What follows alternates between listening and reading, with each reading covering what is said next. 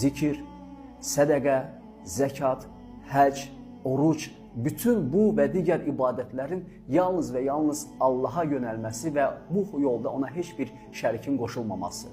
Bu uluhiyyət tövhididir. Diqqət yetirin, Məkkə müşrikləri o zamanlar onların rububiyyət tövhidi var idi. Çünki Quran-ı Kərimdə də ayədə də deyilir ki, onlardan sorsan ki, yerləri, göyləri kim yaratdı? Onlar mütləq şəkildə Allah deyə cavab verəcəklər. Amma uluhiyyətlərində tövhidləri yox idi. Çünki onlar digər ilahları da qəbul etmişdilər və onlara təzim edirdilər və onlara ibadət və itaət edirdilər. Və nəhayət tövhidin üçüncü qismi ad və sifətlər tövhididir. Bu nə deməkdir? Quranda da keçən Allahın adlarına inanmaq, iman gətirmək və bu vəsfləri başqa heç kimə verməmək. Məsələn, Ər-Rahim, Əl-Qaffar, Əl-Vəhhab və sar ilaxır.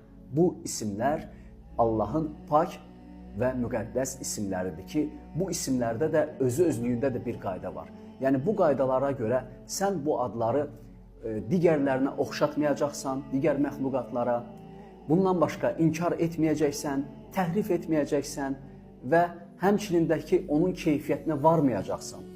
Yəni ki, necə bir bəxş edən, necə bir bağışlayan, necə bir risk verən və s. ilaxır.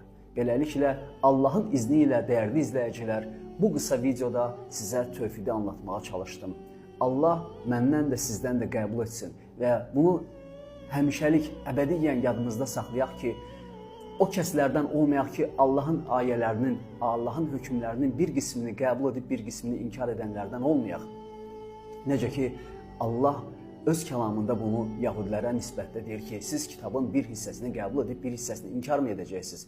Və bəzilərimiz elə düşünürük, elə zənn edirik ki, İslam bir ritualdır, bir ibadətdir, yalnız namazdır, yalnız həcdir, yalnız oruçdur. Yox, əzizlərim, İslam sən ana bətninə, rəhminə, rüşeym olaraq düşəndən ta dünyaya gələnə qədər, ondan sonra bərzəx aləmi, ondan sonra axirətə qədər sənin bütün hər anını əhatə edən bir dindir.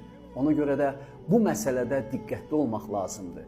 Və bəzilərimiz elə başa düşürük ki, İslam yalnız və yalnız cənazədir, İslam yalnız cənazə namazıdır, cənazə hökmləridir, kəfəndir, qəbir ehkamlarıdır və s. ilaxır. Yox, əzizlərim, İslam dirilər üçün gələn bir dindir.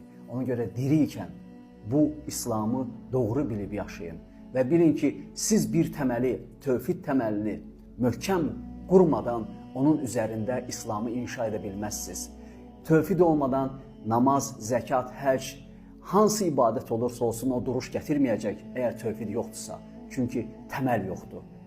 Həqiqətən də təməlsiz heç bir bina inşa edilə bilməz.